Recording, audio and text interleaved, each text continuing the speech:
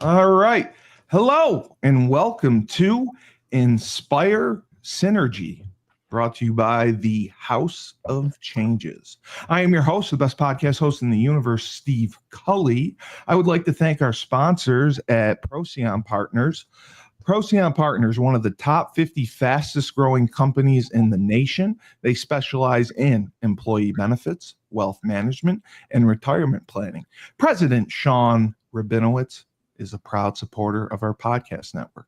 Green Street Trust International, owned and operated by Rennell Jump. They specialize in tax plans for businesses large and small. They will save you money or get you a big fat return. To schedule your free strategic tax planning session today, go to www.greenstreettrust.com. Pete Finch and the Finch Law Firm is located in Bridgeport, Connecticut. If you've suffered any type of personal injury, a slip and fall, a car accident, your mother-in-law ran you over with her car, your wife got mad and decided to stab you, the Finch firm is for you. He has won legal battles all over the state of Connecticut. He's not afraid of insurance companies, and he will go to war for you to make sure you get every dollar you deserve in compensation. Remember, if you're in a pinch, call Finch and go to his website, thefinchfirm.com. Dynamic Human Performance, owned and operated by UConn legendary running back Andre Dixon. 5,000 square foot state-of-the-art facility in Hartford, Connecticut. Trains boys and girls of all ages, all sports. He has a boot camp program, 7 days a week, 6 a.m. You want to get in shape?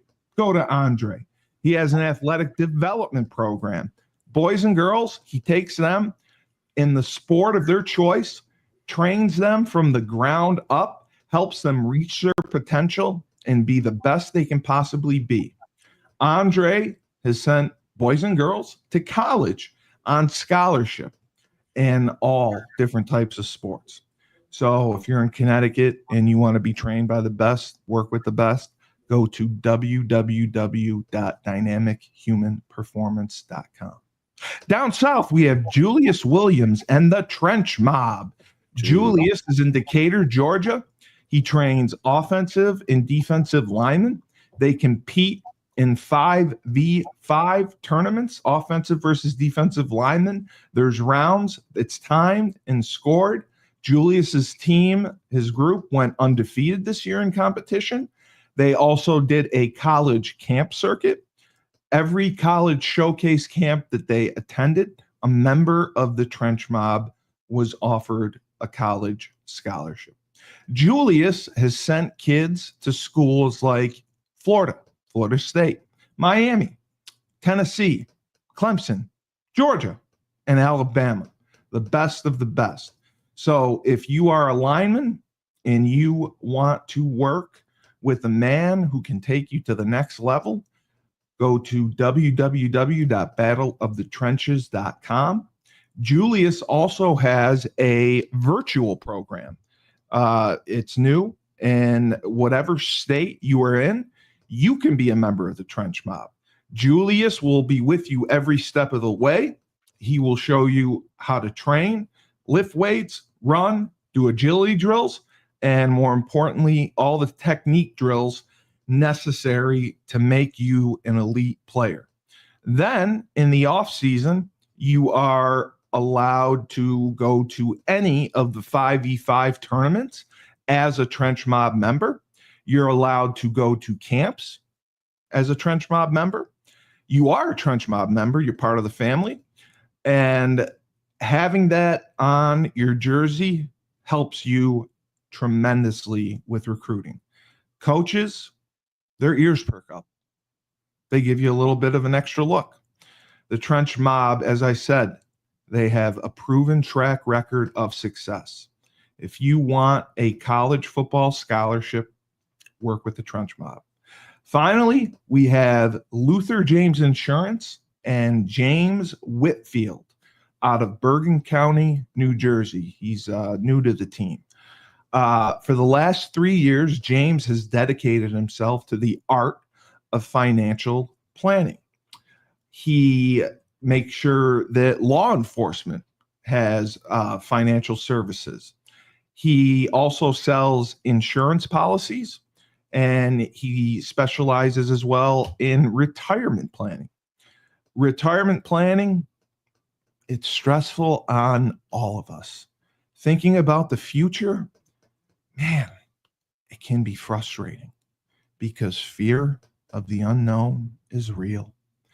To get a free quote, go to lutherjamesinsurance.com, and James will talk to you and work with you. And man, we've had him on the show. He has some great ideas, and he will take you to the next level and make sure you are financially secure and stable your entire life. Now, for the men of the hour, very lucky to have back. We got 2 podcasts in a week with Razul Wallace of the House of Changes. You can unmute yourself. Hi, Razul. What's up, Steve? 2 days in a row. It's a pleasure seeing you. It is. It's always a pleasure, Steve. And Jameson C. Davis is back. Jameson C. Davis from the African American Society. Thank you, Cully. Thank you. When I first got the text about there was a group chat on WhatsApp, first of all, I don't use WhatsApp. No idea what it is. There's a group chat on WhatsApp. Ashley says, I'm going to start a group chat with everyone. Yeah. And she's talking about the African American Society. So I'm like, so am I a member of the African American Society? You absolutely can be if you want to be. You can be. We're talking about it. I'm like, are we doing a new podcast called the African American Society? Let's do it. I was like, oh, whatever you want. We got allied members. Cully, you could definitely be an allied member. Yeah. Well, I am Lebanese, so I have a little darkness to me. There you go. But the last time you were on Inspire Synergy, you hit a home run. You were excellent. You answered a lot of questions, and you had, like I said, tremendous feedback from our viewers. And we have great viewership here. So I have no idea what the African American Society is. Yeah. You mentioned it in the last podcast. I know you talked a little bit about it because you have, I believe, regular job, and then this job's like your passion and what you do on the side. Okay. So talk to me a little bit more about it. I know you did before, but I got CT and I forget everything. Listen, I think we might be 3 for 3 with that on the call. So yeah, for real. So CT might be the sponsor you need, you know. Did you start this society, or was it something you joined? No, so I founded it. I founded it with the group. Really, it's, it started with the conversation, Cully, to be quite frank. Really? 100%, so at the time I just graduated from law school, where I got my master's, as well as my JD, master's in environmental law and policy.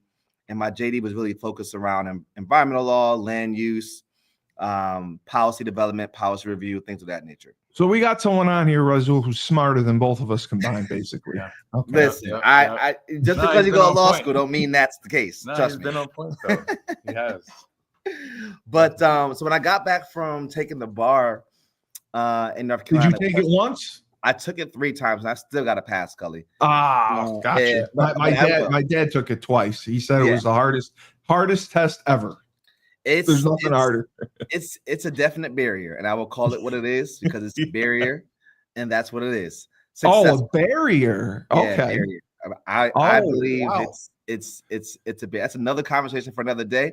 But can I ask? Is it indicative, like saying a barrier, meaning it's not needed is like a something you need to pass in order to be an attorney? Like it doesn't help you? Not at all. There's no correlation between like folks who pass the bar in either how well they did in law school or even how good of a attorney they're going to be. The bar is really just it's all about mesmerizing. And so you really mesmerize a bunch of things you're probably never going to use again as an attorney, because when you're an attorney, you specialize in a certain topic, right? Correct, So right. I know attorneys that, for example, because I do a lot of environmental stuff. You do environmental, I know that. Yeah. So, for example, Clean Air Act, right? A Clean Air Act is a federal law that is very thick and very it's context. It's a lot of it's detailed. It's very deep, very detailed. Oh, I got you. There are attorneys that have one section of the code, and they can have a 30-year career based off of that one section of a code in the Clean Air Act, right? So think about that, right? Let's say you take the bar and you got to know constitutional law, you got to know family law, you got to know everything, criminal law, yeah. And none of it you may never even open a book about it again, right? For the rest of your life, let alone career. Oh, okay. I see what you're saying. That's it's not relevant. It's not relevant. It's really just a barrier, as I said. But like I said, that's another barrier we can knock down, because there's plenty of barriers we've knocked down in the past. Can I ask one other question? Of course. So what's the difference between that and like the LSATs? Yeah, so the LSAT is the pre-barrier to the barrier. Oh, so that's another one. Okay, great. Yeah, no, the LSAT is just it's the test you take before law school. Yes, I know that. And so like what it does is, if you get a good score, it often dictates how where you go to law school, right? That, but also how much money you'll get when it comes to scholarships. So for example, I took the LSAT. My LSAT score was like average. It wasn't anything crazy. It was good enough for me to move on. But my law school at the time informed me that if I wanted more scholarship money, they encouraged me to retake the LSAT. That way I can get a higher score. The whole thing is expensive. I mean, law school alone is how much that is. And then every time you take the bar, that's at least the bar is ridiculous. Yeah, it's at least about $2,500 every time you take the bar. Yeah. And you need to take like a full year off to study for it. You got to take at least 6 months, at least 4 months uninterrupted. And I mean uninterrupted meaning you're studying for 8 to 12 hours a day. Wow.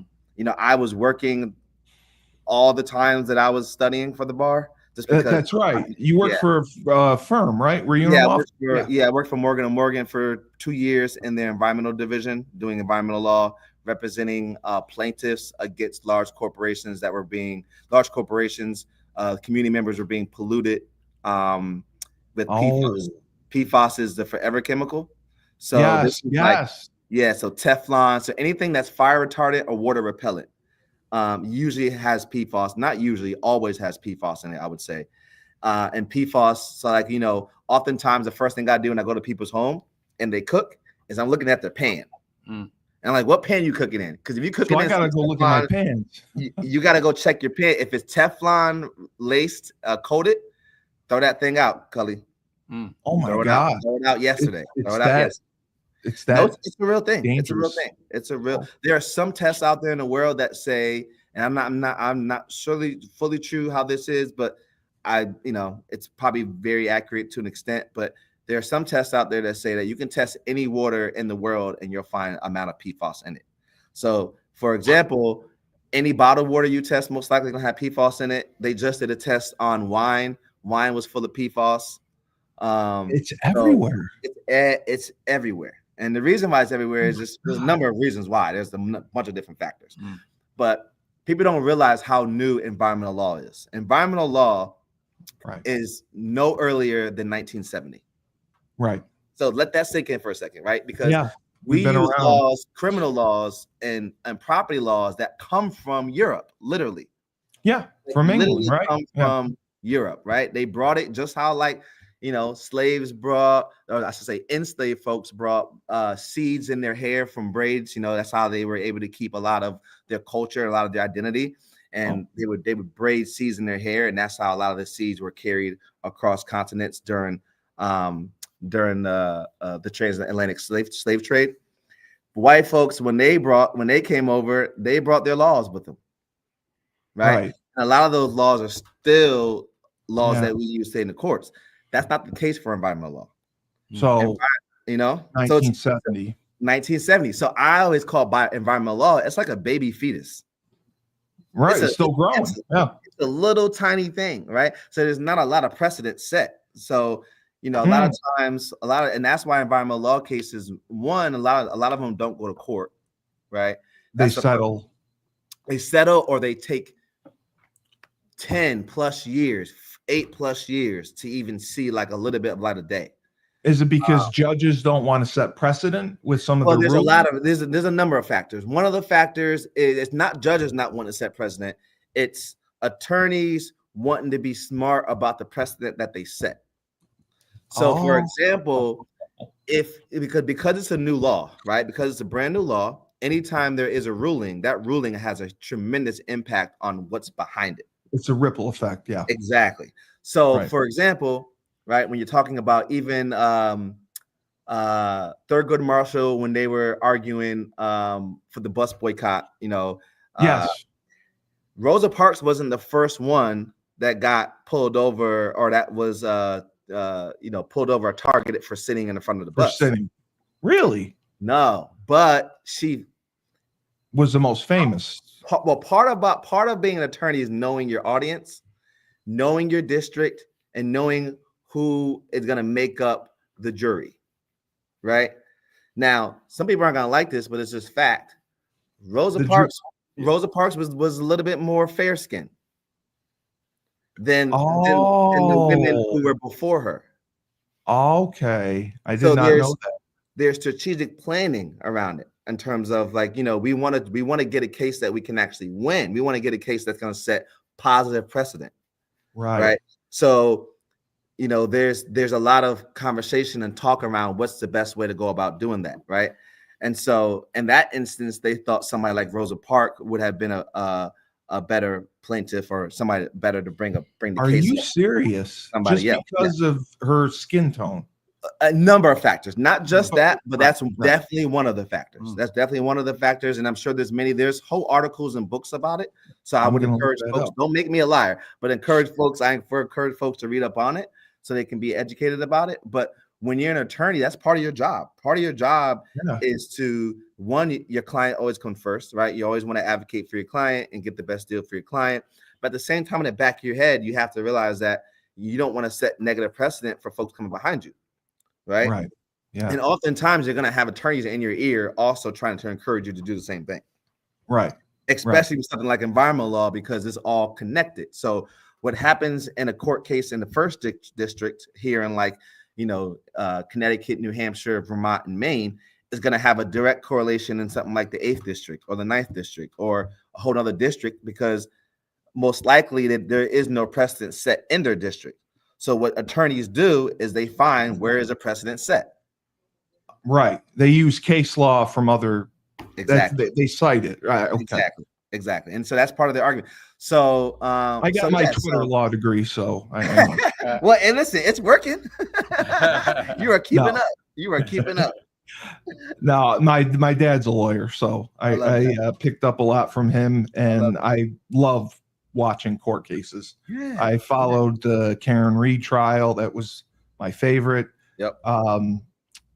Kohlberger in Idaho. Yep. I saw that. And then for entertainment, I love watching Lori Vallow Daybell try to defend herself.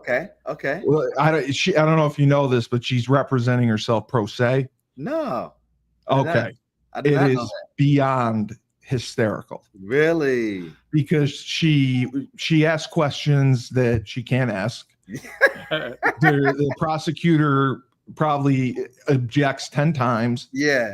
The judge just gets disgusted, and she's like, "No, you can't ask that. No, that's inadmissible. That. No, that's rule 14 violation." Yep. It's just amazing. It cracks me up. She's learning as she goes. I like that. Well, she's only doing it because she's already convicted and is serving 5 life sentences. Oh, so it's like she's got 2 more cases.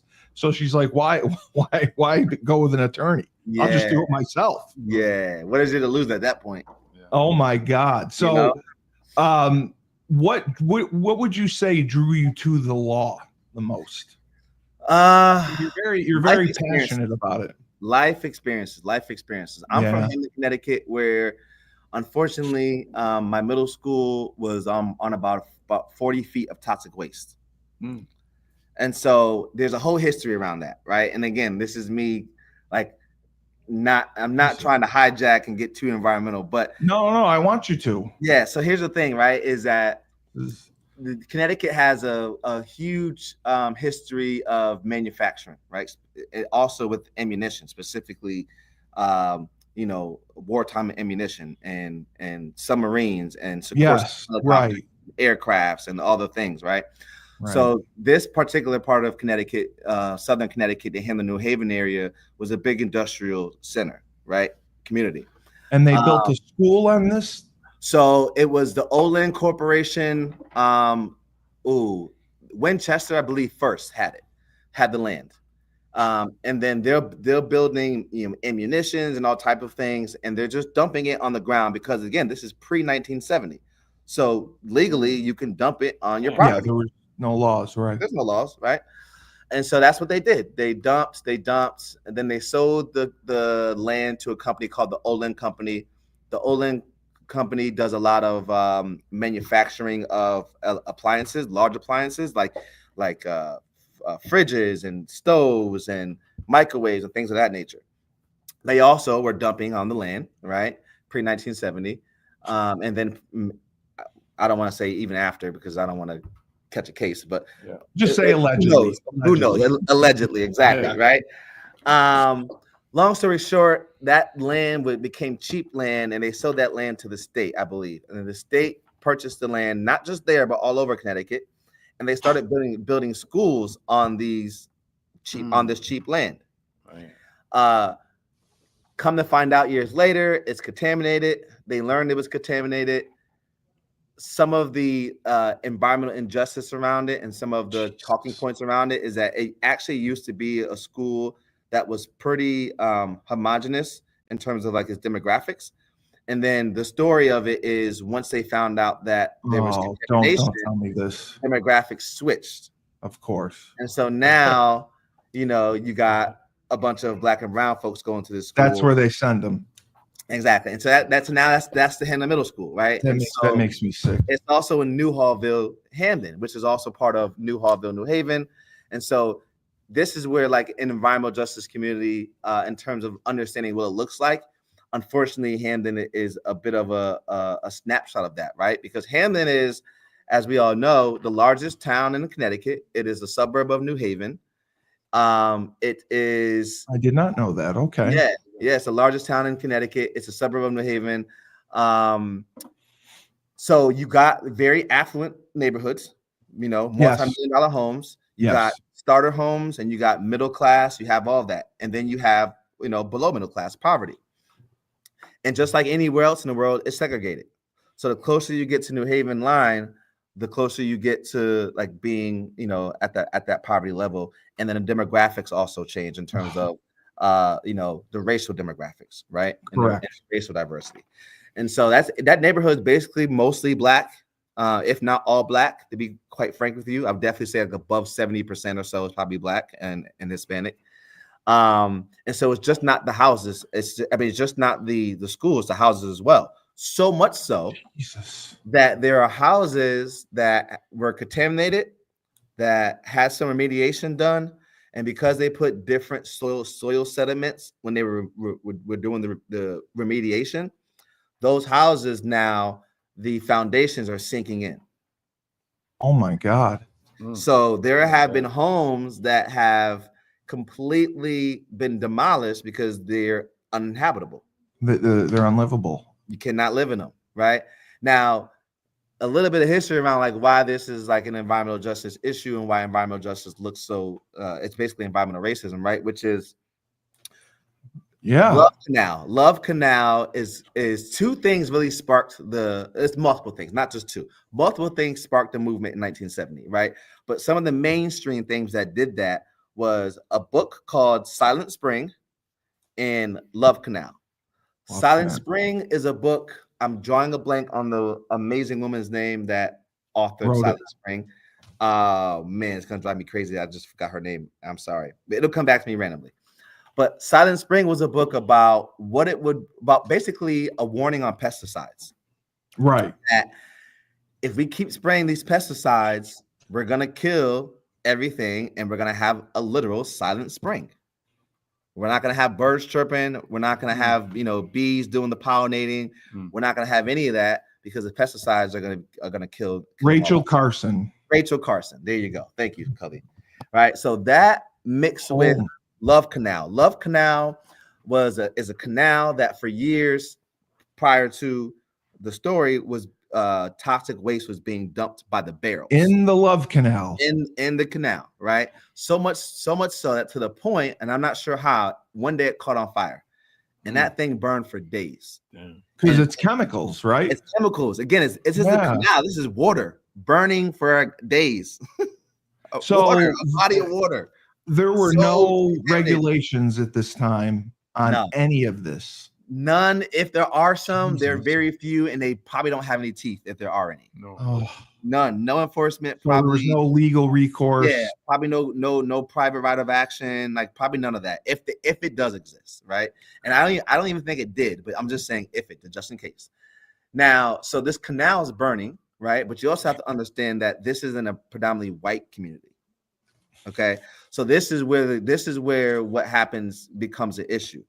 Yes. So what happens in Love Canal is that the people in that community get relocated. Of course they do. Of course they do. Yes. They get relocated and they get complete remediation, and some of them even I think might have gotten some type of compensation. That's what I was gonna say. They probably got money. Yeah.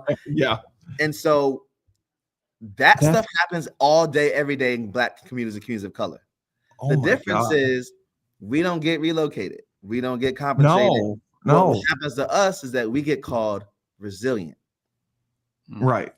Oh, those are resilient folk. That's a resilient community. That's a resilient neighborhood. They've been through so much. They get through that's why I don't use the term marginalized when I talk about these communities. I use the term sacrificed.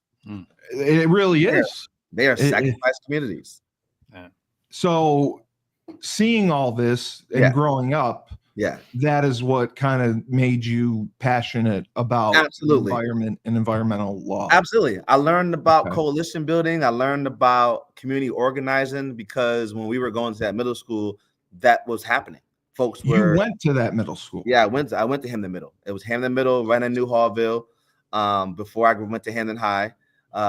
So much so that when I was going to school there, they were handing out information because there were conversations around it being contaminated. Some of my classmates had rare forms of diseases and hairs falling out and things of that nature. Teachers as well were having rare forms of diseases. My brother was on the kidney transplant for 20 years, dialysis for 20 years. Now, I can't pinpoint and say that the middle school is the reason why things have happened, but allegedly, you make the correlation yourself, right? I can remember the night it happened. We were sitting in the living room, sitting in the kitchen actually, just finished dinner. We were going to bed, and my brother couldn't walk up the steps because his ankles were so swollen. And so he couldn't put weight on it. And so my dad had to carry him up the steps. And so, same thing happened the next night. That's when my parents started getting nervous, being like, oh, we gotta go to the hospital. And then at that point, we took him to the hospital and they diagnosed him. At that point, there wasn't even a name for it. They didn't have a name for it. It was just this rare form of kidney disease. Right. Now there's a name. I don't make me lie. I can't remember what it is. But and so that was my exposure to environmental impact. So that really has an impact seeing all that, and especially when it happens to your own family. Absolutely. And there's so many other families that they're going through the same thing, don't even realize it, don't even know. I don't even realize. I'm gonna go check my pants. I can't wait to do that. You got me scared now. Yes, no, definitely do that. That's why I live and die by the cast iron. Everything I do is in the cast iron. You're gonna cast iron. Everything I do is in cast iron. What about steel? Steel's fine. Steel's fine too. You gotta read stuff, man. Yeah, You got to read stuff. You got to know what you're buying. You got to know where your money's going. Don't just look at a brand and be like, because I can tell you right now, and I could never obviously mention this, but I can tell you right now, the companies that we were going after when I was working for Morgan & Morgan guarantee everybody has some of their product in their home. Wow. Guarantee it. These are big names. The appliances. Well known. I won't say anything about whether or not what they make or what they do. No, it's all allegedly. But I can guarantee you have one of their products in your house, no matter who you are, where you are. That is beyond disturbing. Yeah. And did this also make you want to be an attorney and go to law school? Yeah, so that's what got me to law school. Yes, what got me to law school is that at the time I was living in LA, I was working for Tesla. Yes, I worked for Tesla for about 4 or 5 years doing their energy solar stuff. So I was doing all solar, educating folks about renewable energy, about the battery storage, about what it looks like to actually produce your own energy. Why is it important? And so, because here's the thing, right? Which is when I first started working for Tesla, all my clientele was affluent white folks. Of course, because it was an expensive product, right? Every single one of them, right? And so I started to kind of, I wondered why that was. And so then I started really trying to make a effort to go after more diverse clientele. And what I was hearing about why they wouldn't want to make the switch to renewable energy was too good to be true. They didn't believe in it. Too good. Now, that wasn't one person tell me that, or 2 or 3 or 4. That was literally almost every person of color that I was speaking with, right? And so I started asking myself, well, why is that the case? And so what I realized is that it was an educational thing, meaning, like you said, the renewable energy technology to that point, because solar really just became affordable within the last like 10 to 15 years. I know. We just got a bunch of solar put in. Yeah. Solar energy is not a new technology though, right? Yes. They've been using solar on space stations since like the 70s, most people don't realize it, but like grocery stores, like department stores, how many department store roofs have you seen in your lifetime, Cully? I don't know. Exactly. I don't think I look at the roofs. Exactly. So they've been having solar on their roofs for years. Oh my God. Years. And you wonder why like lights can be on all night and they're not worried about it because they're producing their own energy. So and that saves money, obviously, correct? Oh, yeah. It's a lot cheaper. It's a lot cheaper. And so what I started realizing is that I just had to educate folks on the technology of renewable energy. Like what is a panel? Like when somebody says a panel, what do they mean? When they say a PV, what is PV? Photovoltaic. What is photovoltaic, right? How does it actually produce energy? So you got to start from scratch. The sun hits the panels, protons and electrons move around. Right. That creates energy, goes down a conduit. What's a conduit? Explain that. Okay, it creates DC, direct current. Okay, what's direct current? How is that different from alternate current? Why does direct current go one way, alternate current go multiple ways? Like you got to really be able to explain the technology to folks so they can be comfortable with the technology to understand that it's not too good to be true. So it wasn't their fault that they didn't understand technology. No, they were never told. Exactly, right? Because you got to understand that prior to about 15 years ago, if you were going solar, you had to buy the system. Correct. Yes. Right. Yes. And systems cost anywhere between 50 to 100 grand, depending on how big it is and how many kilowatts you're producing. Correct. Right. And so, more affluent folks understood the technology because that technology was in their economic, it was in their purview. Exactly. In terms of like them having access, it was accessible to them. And so when I started I started holding educational classes where I wasn't selling anything. I was teaching. You were trying to educate the people. That's all I was doing. And so I was doing it at churches, community centers, anywhere you could. Anywhere there were Black folks and there were multiple Black folks in one spot. When I tell you overnight, my clientele changed. Overnight, my clientele changed. Because here's what you have to understand about like living in California and communities of color, right? So I had a lot of Hispanic clientele as well, because what I realized, culturally, is that Hispanic folks have multiple generations in one household. They do, yes. Right. So you could have a household, and it's not uncommon, especially in Southern California, in the East LA area, where a lot of my clients were and where I was living. I live right downtown LA. And so you can go to somebody's home and there could be a great grandmother, a grandmother, the parents, the children, and a grandkid. That's how they live. That's right? how their culture and is. So, That's what they're, And so what that means, though, is that you always have somebody home, Cully. Yeah. Right? So think about that for a second. You always have somebody home and they're always using electricity. So their bill compared to somebody like who's living in Pasadena, who has a nice house, that has a 5 family member household, but 1 generation only, or 2 generations with the parents and the kids, right? But they go to work and the kids go to school and nobody's home during the day. So they all come back at 6 p.m. and now they're using electricity. Like their bill might be $500 every 2 months because LAWP does every 2 months. The Hispanic family or family of color that has multiple generations, their bill is going to be $2,000 every 2 months. Jesus, $2,000 or more, because what you have to realize about utility companies as well is they bill you in a tier system. Yes. So meaning 0 kilowatt to 100 kilowatt might cost you 10 cents. Right. 100 kilowatt to 200 kilowatts will cost you 20 cents.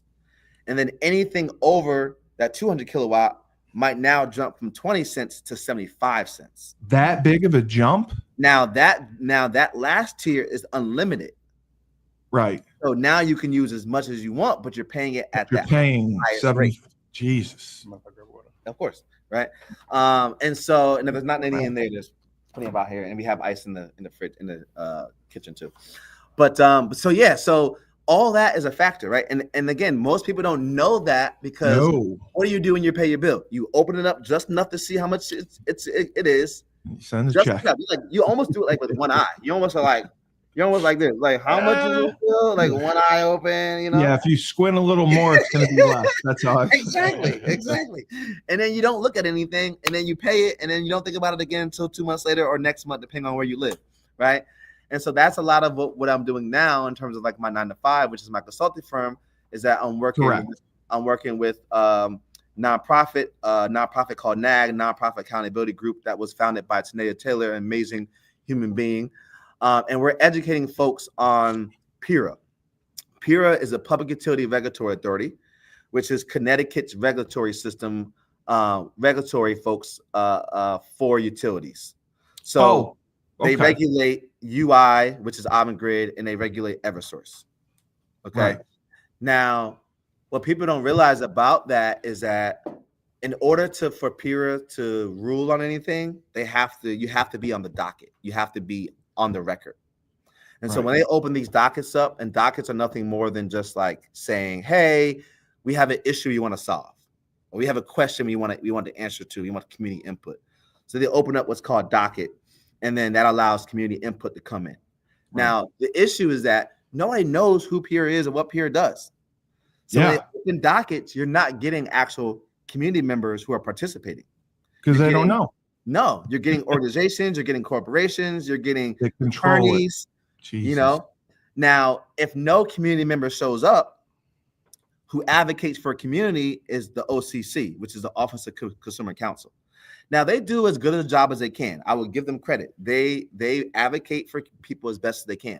I'm sure let's just be really honest, right?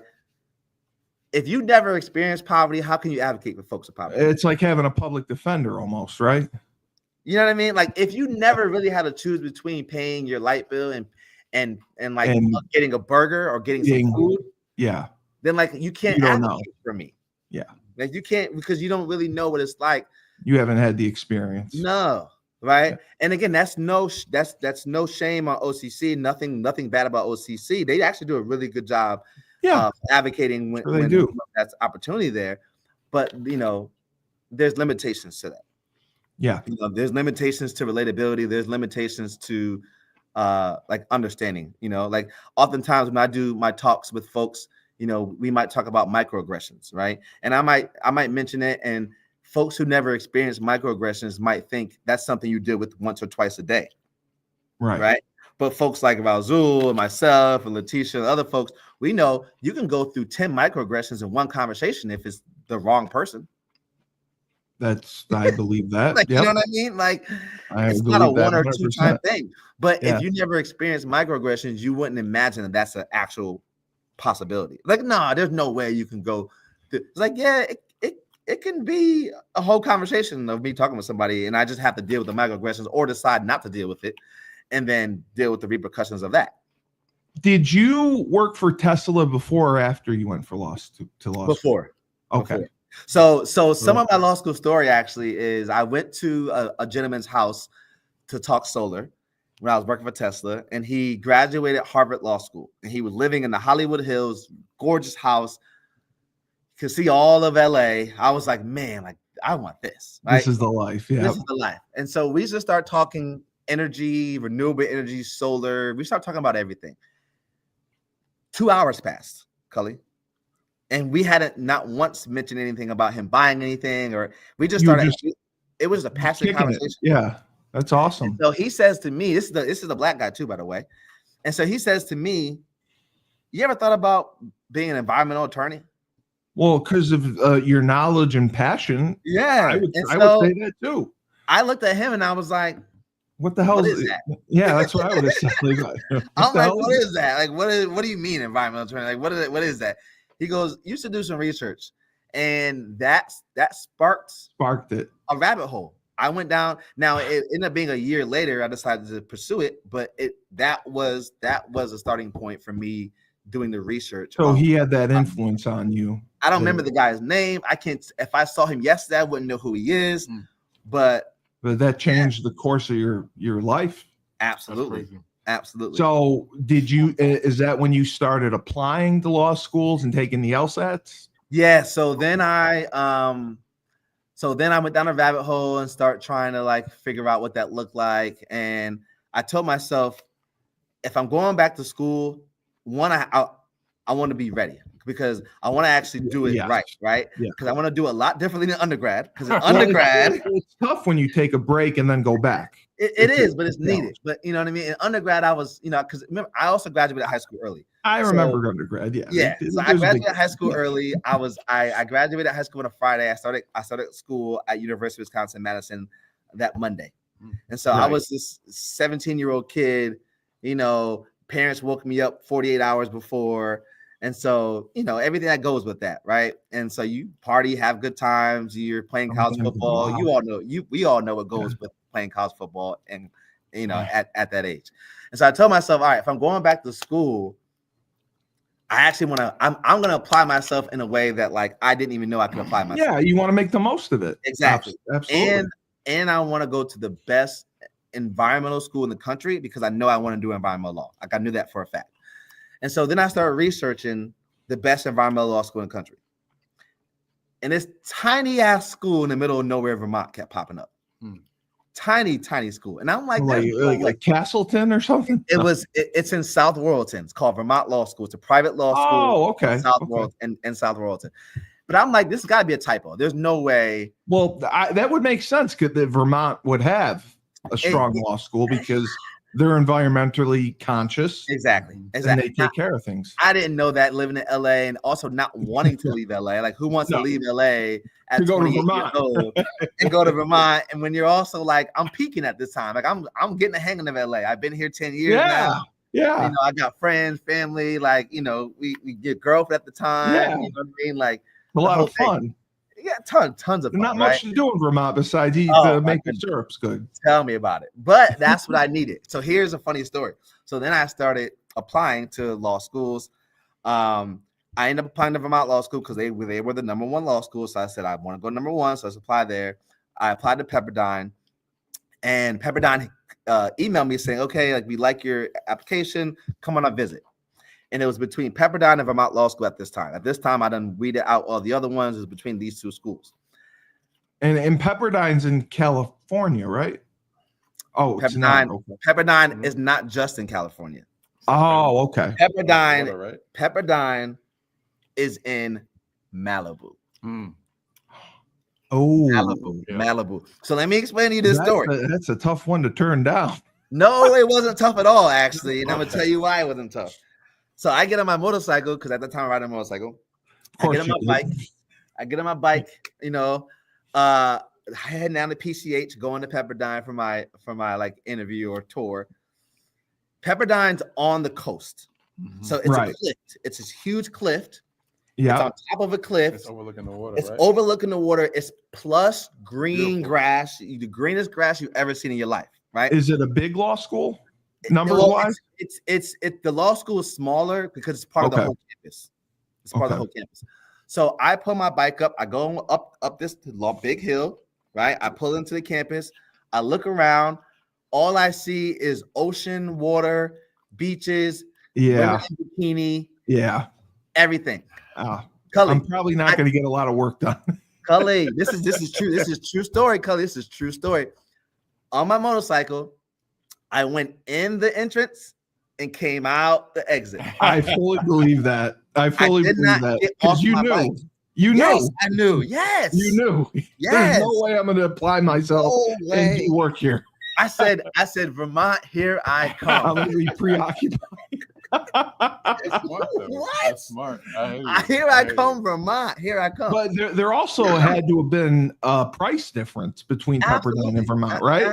Absolutely. Yeah. But not much because it's still law school. Yeah. So it's not much of a difference. Right.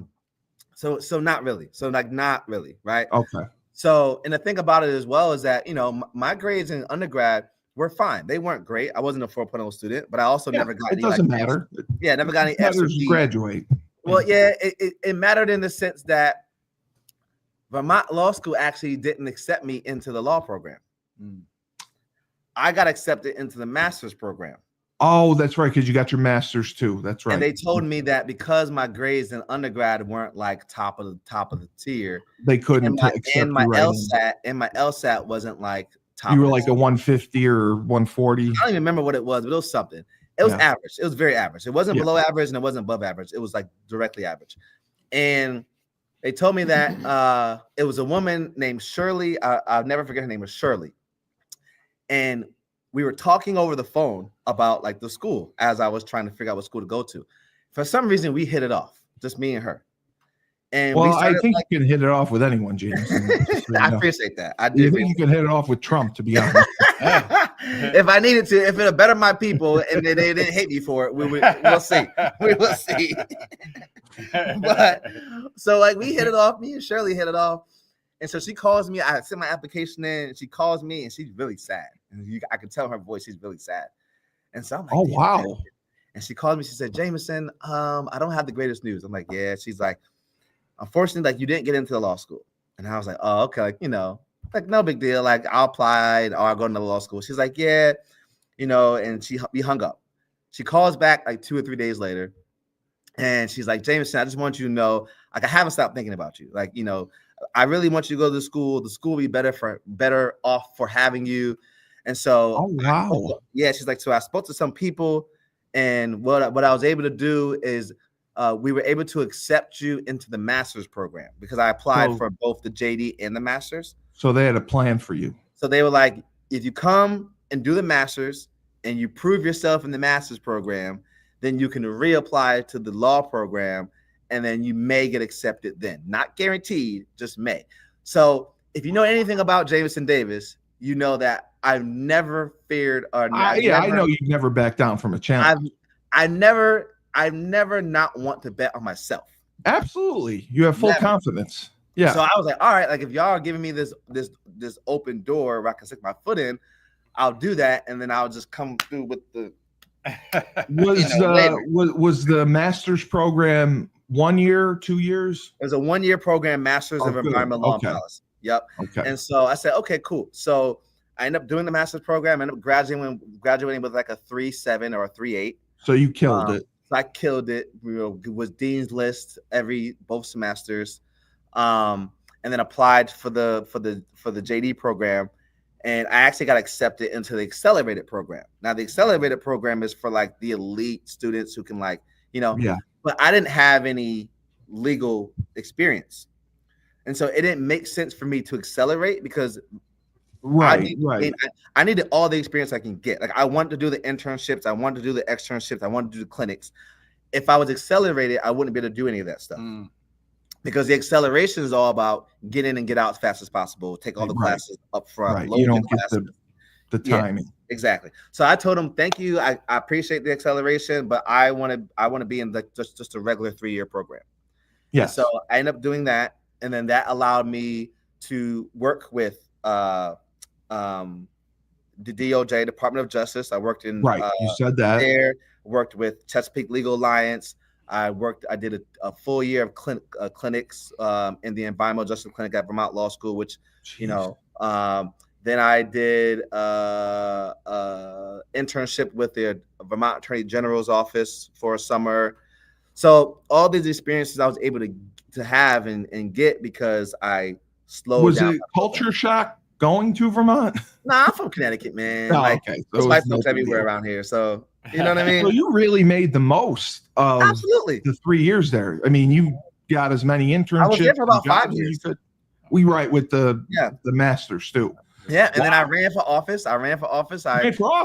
Yeah, I ran for office. I beat 2 incumbents, and I became the first Black elected official in the town of Hartford. Select board, on the select board. Oh, wow. Yeah. So holy crap. For 2 years, I ran the town. It's a funny story. So many funny stories about that. But I would be in class. Is that like a councilman? It's basically like a collection of folks that are like the mayor. So it's they run the town. Yep. It's like aldermen or councilors. Yes, gotcha. And so I would be in class and I would be getting a bunch of emails about like what's happening in town, right?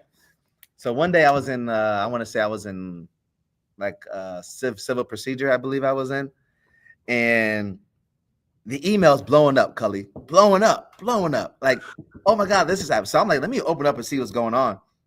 So I opened up my email and it's the town folks. And there's a feral bobcat going around town biting everybody in town. Oh, damn. Oh, that's you got to deal with that. Like that. Oh, just that. Jameson, go get the bobcat. Exactly. So now I'm like watching my email all day, every day in class, trying to figure out where this and the bobcat, like every 10 minutes, it's biting somebody else. Oh, damn. Yeah. Did it have rabies or anything? Yeah, it had rabies. Oh my God. It was a rabid bobcat. So long story short, they ended up catching the bobcat. They ended up, unfortunately, euthanizing the bobcat. Yeah, put it down with rabies. Jesus. Yeah, they had to. But just crazy stories like that. Sitting in meetings for 6 hours about cemeteries. How long did you say you did it? 2 years? 2-year term. That's awesome, man. Holy crap. Super dope. We did a lot of stuff, a lot of immigration stuff. Ton of immigration stuff. So you learned about immigration law and everything. We did, we did a lot. We did a lot so Connecticut has a trust act. The Vermont doesn't have the trust act. The trust act in Connecticut articulates the parameters in which local law enforcement can cooperate with federal enforcement. Because the 10th Amendment with like ICE. Yeah. Because the 10th Amendment says that the federal government cannot commandeer local resources for enforcement issues. Because they always wanted to separate states. They didn't want federal government to oversee the state law. Absolutely. Right. And they also didn't want like local elected officials to have to take on the brunt of what's decided at the federal level. Correct. Right. So those 2 factors are huge factors in the 10th Amendment. And so we really tried to create what we called the the Welcome Hartford Ordinance. And so that allowed us to be able to create parameters of when our local law enforcement, the town of Hartford, can and shouldn't cooperate with anything federal enforcement wise. That was smart. Yeah, and then they can't ask certain questions. Like you can't ask certain questions like what's your status? What's your status, right? And so we ended up passing that, but that wasn't like an easy thing to do. No, I can imagine it was not. That was. I'm sure if you read articles, you'll get plenty of articles about my experience there. And then while doing that, I end up like I was a troublemaker, Cully. Okay, I don't think you were a troublemaker. I think you were passionate about your views. Yes. And you saw injustices and things that were wrong. No question. and you wanted to make them right. No And question. you wanted to help people. No question. No Like, I question. don't think you did anything nefarious. You were trying to help people I appreciate that. every step of the way with the things you were doing. Yeah, I appreciate that. I appreciate that. I mean, I come from that. Oh, yeah, I was going to say your family. Yeah. Yeah, my mother, taught at Hill House High School for, Oh, wow. 15 plus year. So my mom did I know home ec. Carl Bond is there. That's why. Yeah. Oh, yeah. So my mom did home ec, which they changed to family consumer science. And so, like, I grew up going to the grocery store. Me and my brothers pushing like 3 carts. Yes, right? yes. She's throwing out all the stuff for school. And then we would go to check out, and everything was for the kids in the class. Oh, And I'm like, yo, like we can't get nothing over here. Like, no, you get a box of cereal. The rest goes to the that's it. And so they get all the good stuff, all the cool stuff, and we go home with like a single box of Dunkaroos between us. You know what I mean? So we were mad, man. We were mad. And then my father, obviously he did 35 years, Connecticut State Police, one of the first Black captains of Connecticut State Police. Yes, you mentioned that. That's amazing too. So, like, so you had a great upbringing with just really smart, down to earth parents who educated you and told you about the value of an education. Yeah. But when did you actually start the African American Society? So that was 2022. So it's very new. Yeah. So when I got back from taking the bar, I was sitting down with my father at the kitchen table. He was talking about he had an opportunity to purchase this building, this commercial space. He knew he wanted to do like an event space, because the whole thing about living in this part of Connecticut is that, like, when I was playing Pop Warner football and AAU basketball, when we were having our banquets, we would have to go to like Southington. Or we would I remember Amity, that. Yeah. Or we got to go to like far out places. Yeah. And so his whole thing was like he wanted to create a space where folks can just have, their banquet halls right here in the community. Yeah. And then, I knew I wanted to do something nonprofit wise. So, we wanted to go that route. Yes. Yeah. Yeah. Because I've had ideas about nonprofits ever since I was living in LA. I believe that. And so we got together. I was able to get, friends and family who I knew were also doing a lot of social justice work and a lot of community centered work, pitched them idea. We met, at a KFC on Dixwell. It was our first inaugural meeting. I love that KFC, by the way. Very typical of an African American society. I've been there many times at KFC on Dixwell. KFC, if you want to sponsor KFC, make it happen, baby. Is it a 510C, the nonprofit? 501c. Yep. 501c3. Yep. Sorry. See, I know. No, okay. That's fine. All the numbers are the same. You just, So you got everyone together. You had a meeting at the KFC, and you're like, "We're gonna do this." Yeah. So we established it. We got everything going. We got everything solidified. And at that point, we wanted to really build around the board and making sure the board understood, what it means to be on a board, what the goals, what the responsibilities, the goals, all the things. And so we did roughly a year of board development before we launched facing. Oh wow. So in 2023 was our first event, and that was the Garden Day. And so we did a Garden Day because the African American Society, our mission is about celebrating the culture, the heritage, and the contributions of the African diaspora. Correct. So we want to cover the entire diaspora of what it means to be from Africa, right? Whether you're Caribbean, whether you're from Africa, whether you're African American, whether you grew up in Ukraine and you're African, like, who cares, right? Right. So for us, it was important for our first event to kind of have that welcoming sense. And so at the time, we partnered with IRIS, which is the Integrated Refugee Immigrant Services. And so we partnered with them and did what's called a Garden Day, where we had soil brought, dumped here, a bunch of flowers brought in that we paid for, music and food and all the good stuff. Oh, okay. Yeah, we planted, flowers, and then everybody went home with soil and some flowers for them to start their own garden. Is that kind of what sparked the idea for the farm? So the farm was always like one of those percolating ideas that you just needed like the opportunity. So the farm story is actually pretty crazy. Well, you got the land for it. I remember you mentioned that. That was a big piece. Yeah. The farm story was just, I got an email from a friend I went to law school with, and they said, Jameson, read this email. And I skimmed through it, couldn't find anything. Didn't think of it. About a week later, I couldn't sleep at night, and I was like, let me go back to the email, see what I was supposed to find. The very bottom of the email, the very last line said, farm little to no money. And I was like, okay, let me just see what's up with this. So I emailed him. And the short story of the version is 8 months later, we ended up negotiating the 83-acre farm lease, $1 a year for 7 years, so $7. It was amazing. I remember. Yeah, and so that's just the Cliff Note version. But the farm story is that we wanted to merge Soulfire Farm and the Mountain School to create an immersive program. The longer story of that, and I will give you like the longer short story, is a friend of mine, Eugene Petway, who played AAU basketball with me on the New Harville Huskies.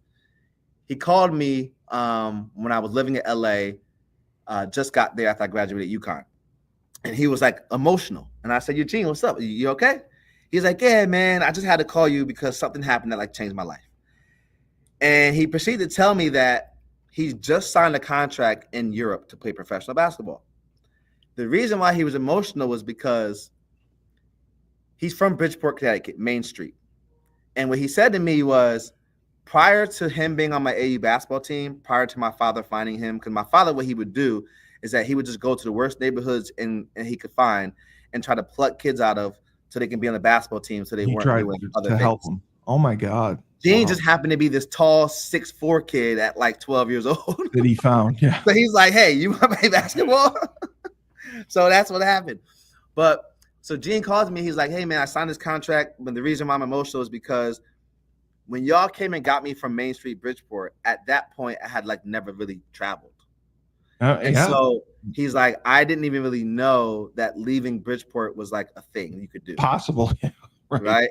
And so he was like, when we would go to Rhode Island and play games, Massachusetts and play games, and we would go to national championships in Florida, that was my exposure to traveling. And if it wasn't for that, I never would even thought that it was possible for me to go to Europe to play professional basketball. Yeah, for this opportunity. Right. Yeah. And so that always stuck with me. I always was like, damn, that's crazy that like. And so what I realized is that, and this is where a lot of the philosophy for the African American study comes in at, which is resources need to meet communities where they are. Hard stop there. There needs to be money that goes to the community that reaches. There's got to be opportunities right to their doorstep. It needs to be.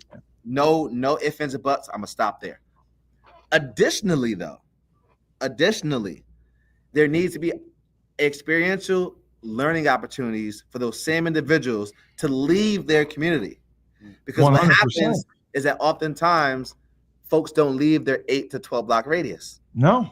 And so if there's not opportunities for them to leave that, right, then they don't know that their value actually changes based on like potentially where they are. Yeah. Right. I always give like the bottle of water example, which is if you go to a conference, how many free bottles of water can you find? Right? They're all over the place. Yeah, right? They're all over. Yeah. All over the place. Right. But if you go to like Arizona and you go to a store to buy water, you know, if you go somewhere where water is a scarcity, buy water, it's expensive. Yeah. So the value changes based on like geographic and based on demand and based on like a number of factors. Right. You are the same. Wow. Yeah. You are the same. Your value changes off of those factors. Absolutely. For the opportunity where you always remain, if you always remain in the conferences, then you're always going to be a free bottle of water.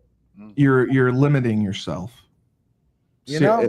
But now the other thing I remember you saying about this farm, you were planning to help youths and give them an opportunity to work, right? Yes. So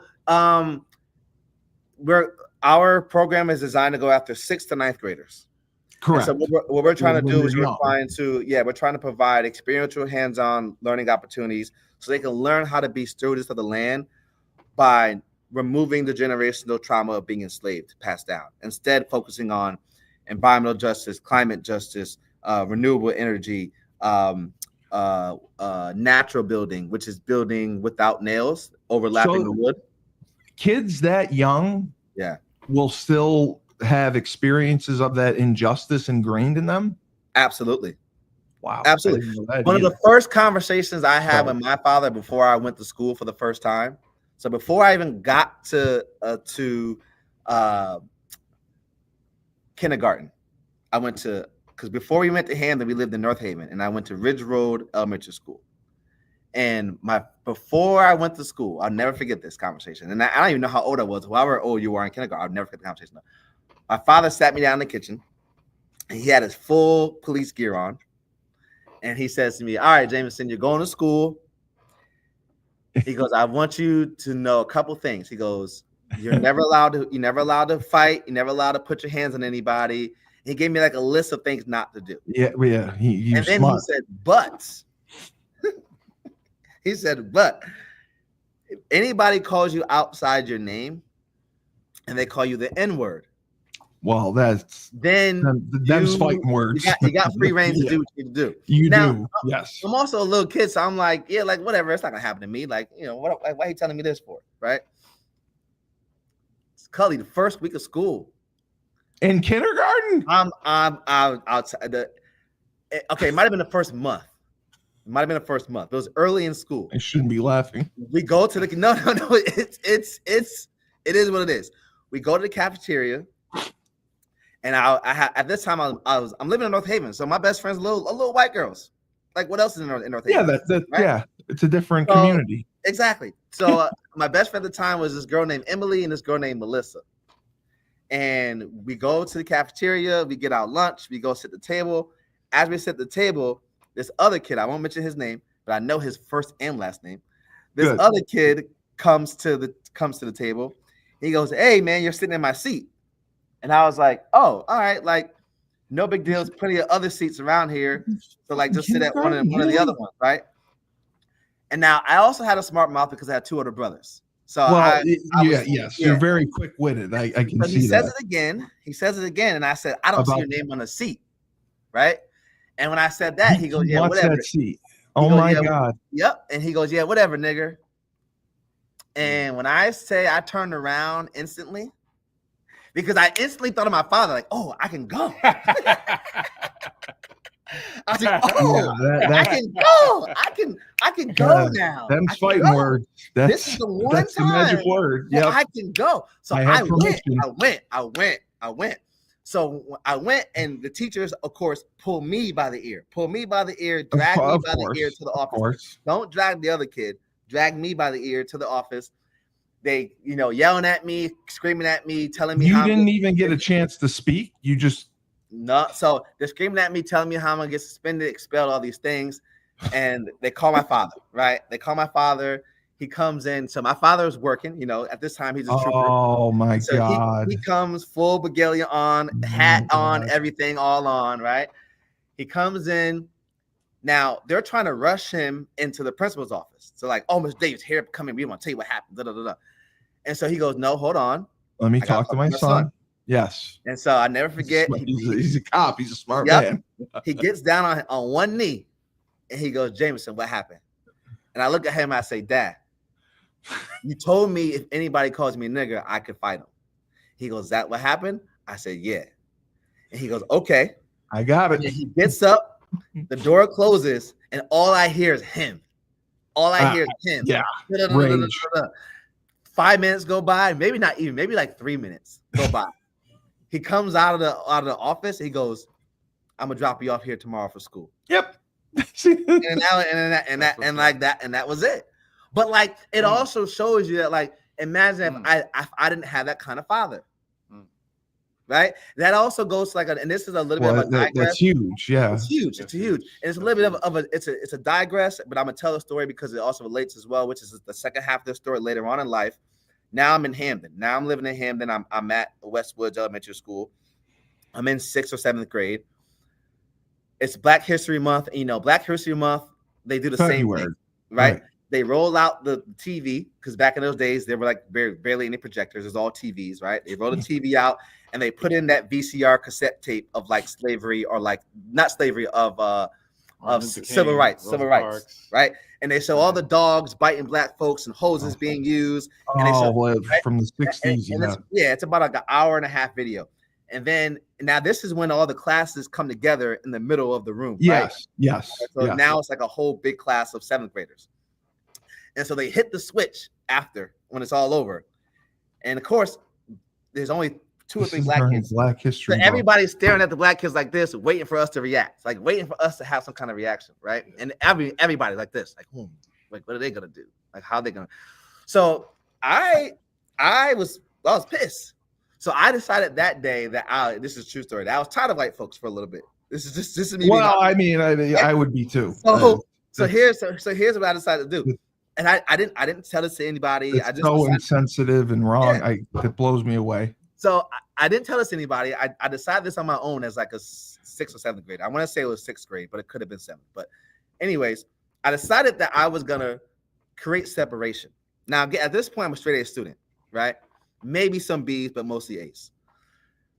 I decided that I'm gonna do all my work under my desk. I'm gonna take my work, and I'm gonna get on my desk, and I'm gonna just do my work underneath here. Because I don't want to mess with y'all.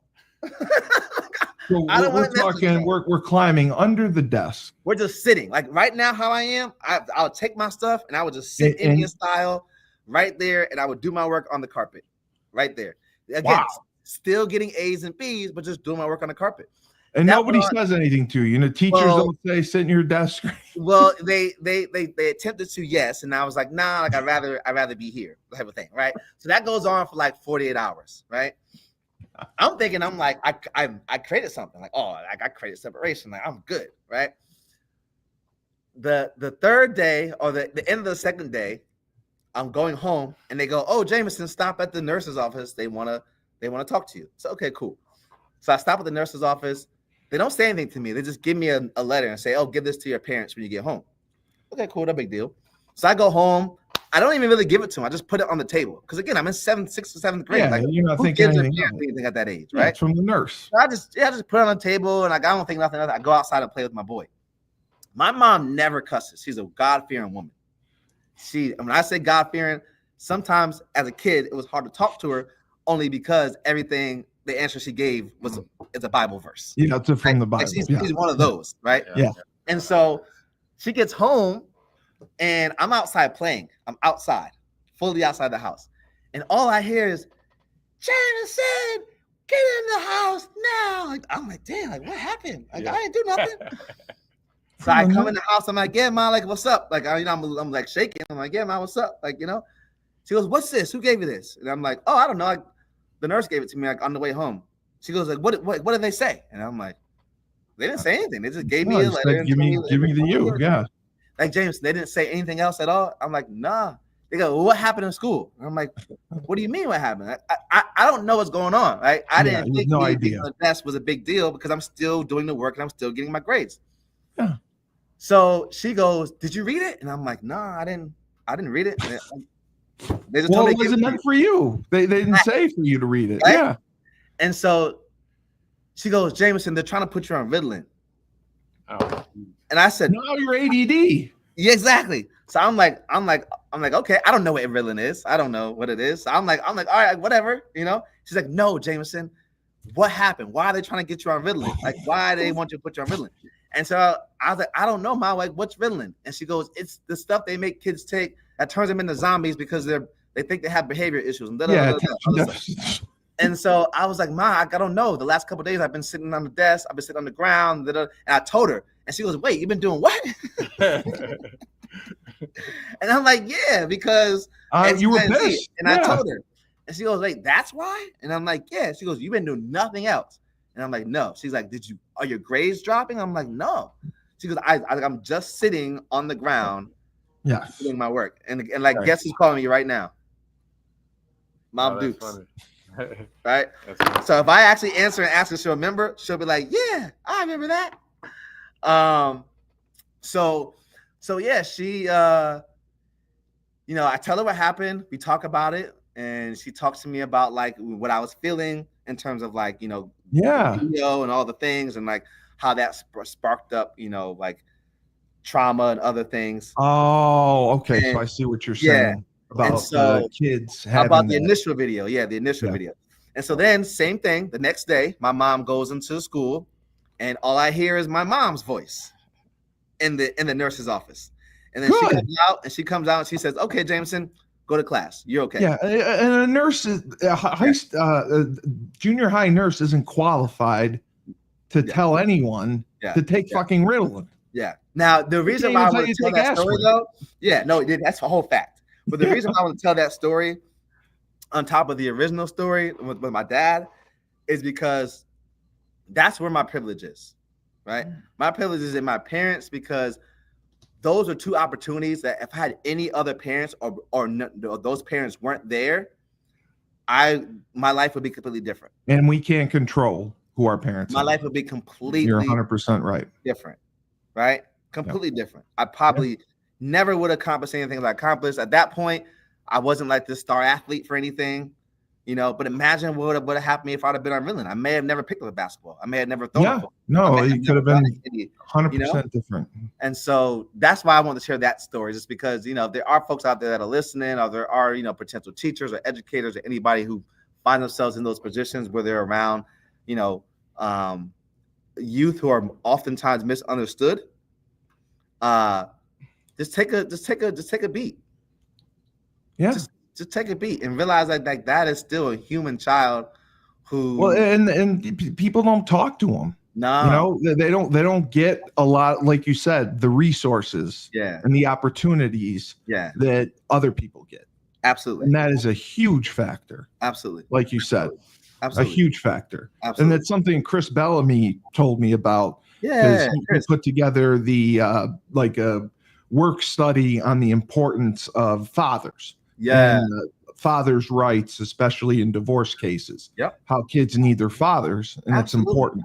Absolutely. And you were lucky enough to have a great father. Yeah. Who taught you the right way, and that makes a huge difference. It does, and which is why a lot of our programs here at the African American Society are really, trying to create opportunities where accessibility.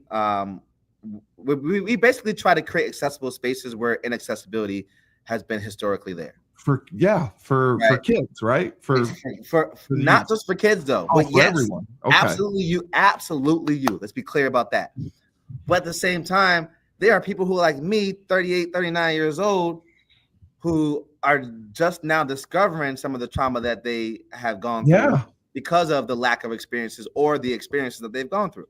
All right. You know what I mean? And it's just like, oftentimes, especially like I feel like my generation, this 35 to 40-year-old folks, we're that in between, right? And a lot of us got like left behind on certain things because we are that in between. We were always like the middle child of like, the 80s babies and the folks that came after us. Like we saw all the technology stuff happen. I had my father had the car phone where you had to hang up the car phone to get on your cell phone. Yeah, my dad did too. Our first computer was half one of those wall. Commodores. Yeah, our first computer was an Apple that was half the wall, but the screen was like this big. The little Max. Yeah, you know what I mean. So yeah, man, I'm always just trying to create opportunities where, and us as an organization are trying to create opportunities where the meaningful conversations can happen culturally. Now, is it easy to get? I mean, it's not easy, but are there funding opportunities? For these nonprofits. Yeah. So there's a lot of competition for them, but not impossible, but definitely one of the most difficult, if not the most difficult things I've ever had to do. The reason why it is a number of factors, but one of the main factors being that historically, philanthropic giving and corporate sponsorship historically have been a place that has oftentimes been inaccessible for Black organizations. Very true. Yes. Which is why state grants, federal grants, and foundations are so important to the sustainability of organizations of color. Yeah, right? And I said the same thing to Razul with the House of Changes, being able to apply for grants, get that grant money, because it's so hard to survive as a nonprofit. Yeah. But the landscape has changed. Landscape has changed where now you really immediately after the new administration, it immediately shifted to you having to depend on philanthropic and corporate sponsorships. Right. 100% it did. And the thing about that, funding, right? Yeah. And the thing about that is that it is probably the most time-consuming thing that you can do, because you have to build very authentic relationships with folks, right? And to build that, they want you to go to events. They want you to show your face. Yeah. They want you to spend money. Yeah. They want you to support other things that they're supporting. Yeah. Before they support you. Yeah. You know what I mean? So there's like all these lists of things that you have to do. And then there's no guarantee that they're actually gonna jump or on they board. won't give more than once. Right. Or they won't give an amount that's actually like worth the time you put gonna in. make the difference. And exactly. Worth the time and effort that you're putting in. Exactly. And so and oftentimes, especially now, what happens and what I'm finding is that two things. One, philanthropic givers, rightfully so, because let me be a philanthropic giver, I would most likely potentially be the same to some extent. They want to give the people that they have given to already who know they do good work. Correct. So for us, like a new organization, we're a bit of a gamble to some people because they're like, oh, they've been around for 3 years. Yeah, right. Like, you don't have the data. You know what I mean? You knew. Exactly. Right. And so, and we're at that like seed money point where we just need folks we need economic development for implementation of our programs. Yeah, our programs have already been developed. We need you need funding. Yeah. Okay. We need like the farm. We have an 83-acre farm. Literally. Yeah. It's right there. We need money for the greenhouses, plural. We need funds for the seedlings. We need funds for the equipment. Did you say transportation too? Transportation to get the kids up from the New Haven area to the farm, which is 55 minutes away. And the reason why it's 55 minutes away, because some people ask, like, why would you get a farm so far away? Well, you can't control where the land is. Well, that's one thing. That's a whole fact there. That's a whole fact. That's one thing. But it was also a bit designed. And the reason why it was designed was because remember what I said earlier about having to build experiential learning opportunities outside the community. We want kids to travel. Oh, you wanted to get them out. Yes. We want them to see there are other parts of Connecticut you can be in and not realize you're still in Connecticut. Right. That drive you make from New Haven to Washington, Connecticut, if you make that drive for the first time, I guarantee you're going to say, are we still in Connecticut? Yeah, because it looks completely different. It's rural. It's rural, amazing. It's gorgeous. It's farmland. It's, people forget that UConn was a land grant agricultural school in the beginning. It was for years. That's what we grew up on. That's what I'm saying. That's what you're known for. And so people forget that we're a farming state. Like, yes, we are industrialized in our cities and our large towns, but like we're a farming state. So, like, I know Razul, they're doing a fundraiser in November. Are you considering to try? Well, you're not doing it in November? I think we're going to be pushing it back. Okay, we're pushing it back. Because we have a lot going on. Yeah, a lot going on with the land and all that. Are you trying to get funding maybe through a fundraiser, trying to throw something like an event? Always. So, you are. Okay, good. So what we're in right now, so let me show you a quick, so I'm in the facilities right now, right? And so I'll give you a quick little 360 view. So sure. Let me just take this out. So this is the building your father purchased. Yeah, so we're in the nonprofit right now. So behind me, this wall behind me is an event space. Let me give you a quick little show, right? Oh, okay. So it's a double-sided building. So this here is the event space that you can rent out. Oh my God. Anything you need.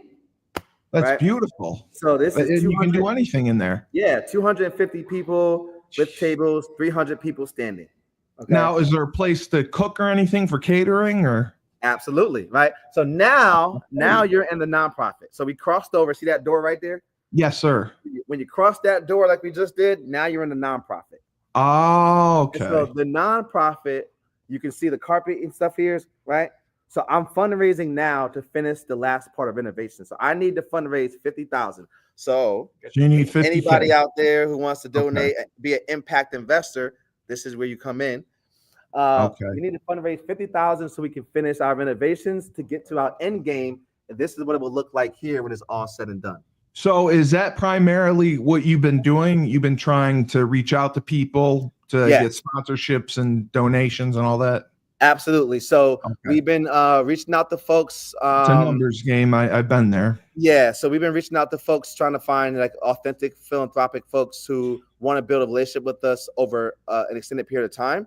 You know, folks who may be willing to give like $5,000 a year, $10,000 a year, $20,000 a year, things like that. You asked about the kitchen, so I'm gonna show you the kitchen. We have a full commercial kitchen right here.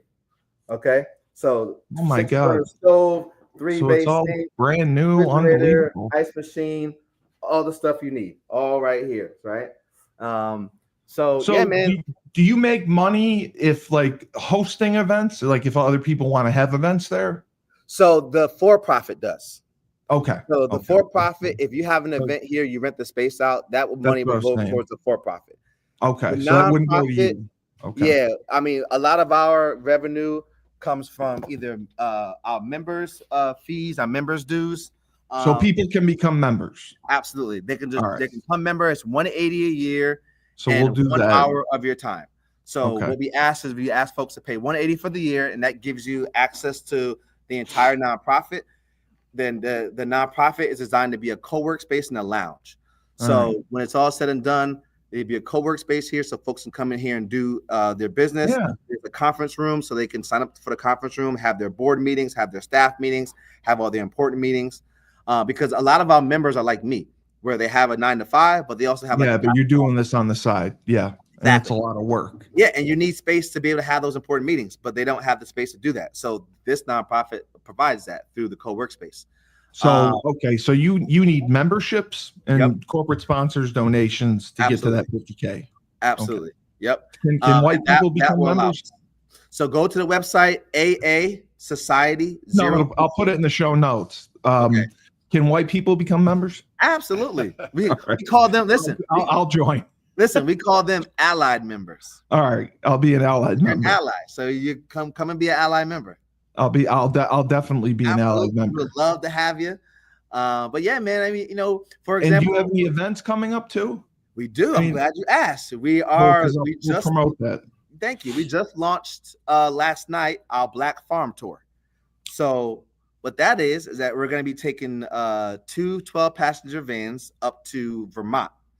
And we're going to be visiting 4 to 5 farms in a 2-day period. When is that? It's August 30th through September 1st.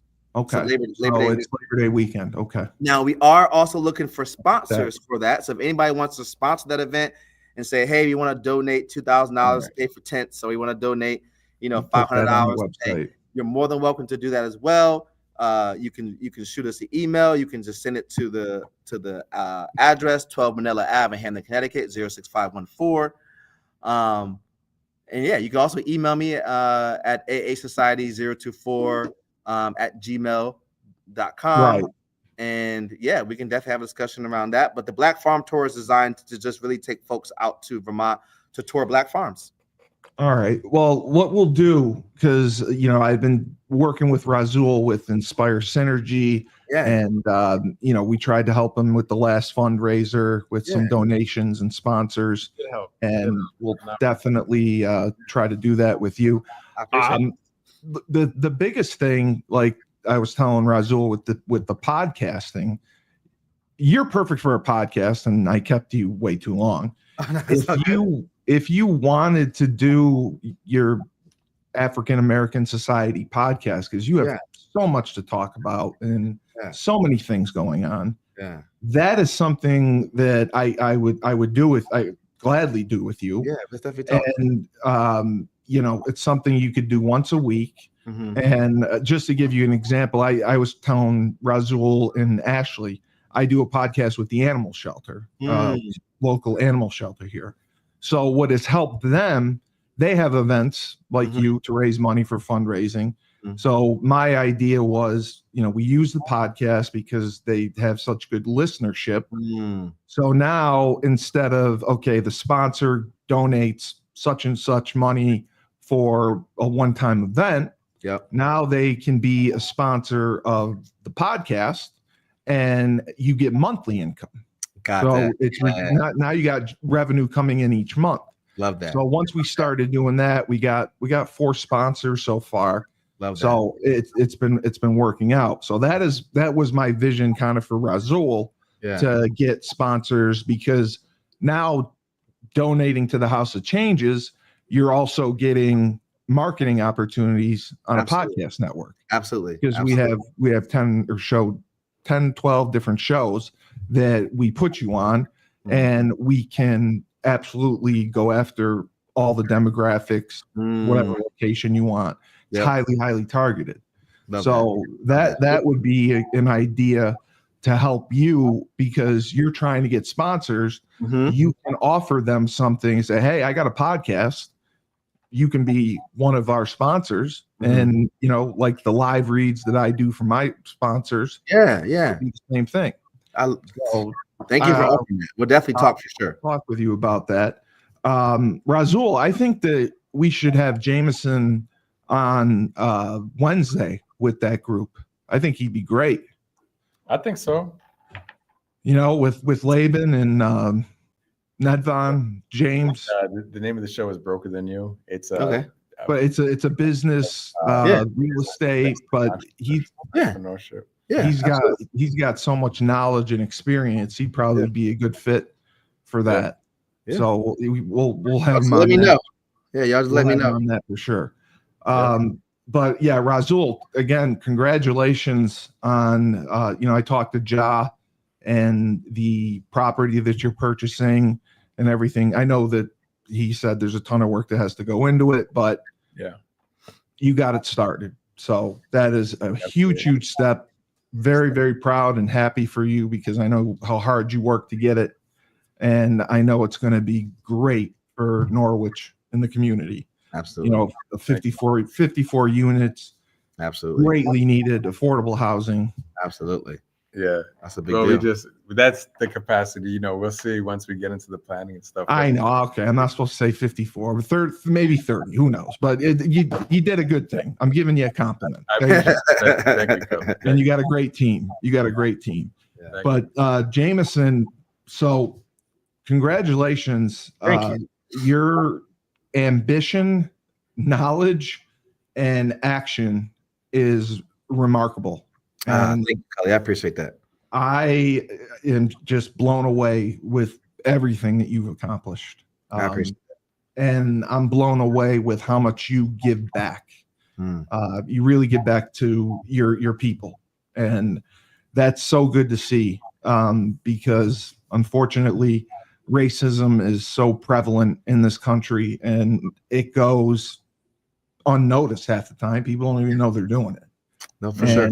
And the biggest thing, like even Bellamy talks about, opportunity. And that's what is lacking tremendously in the African-American community. He's like, there's no opportunities. There's not affordable housing. There's not the education that the white people get. And that is what sets us back huge. If we had the same opportunities, now we could grow. That's what he says, similar things to you. So it was great learning that. And thanks, so if I get arrested, I'll make sure to call you. Do you litigate? Do you do trial work too? No. First I got to pass the bar, man. You still pass. Yeah. So once I pass the bar, when are you taking it again? I don't know, because here's the thing. I never really needed it for what I want to do. It was more so. Yeah, you don't, right? Yeah, it was more so just doing it just so I can say that I did it. But now I can't say that because I haven't done it. So you went to law school and everything, and you can be like a paralegal and still do a ton of the work. Yeah, but I wouldn't even do that. I do enough research on the environmental justice side of things. You know enough to do what you need to do. Yeah, it's fine. Okay, and $2,500. I mean, it's a lot. It can be spent better elsewhere. We can go to the Gold Club for that. Exactly. Well, better memories at least. Yeah. Well, congratulations again. Thanks you for coming on. Jameson C. Davis. I love it. The African American Society. I had no idea it was so new, and it has really made an impact early on. Razul, House of Changes, congratulations on your work, and we'll talk more and hopefully we'll be able to get Jameson on next Wednesday with us. I think it'll be good for the group. So I will put on the show notes the website, Okay. the event, the link to donate, anything you want, your email. Okay. So, and then we'll make sure to promote it. I'll have it up on all the platforms. It'll be up on Spotify. Awesome. Just share it, and I'll make sure to tag you. Thanks, Cully. I appreciate everything. So I just got to say, Ned Von Young, Fresh Fold Laundry Company, Chapel Hill, North Carolina, high-end laundry service, right, Razul? He stressed that.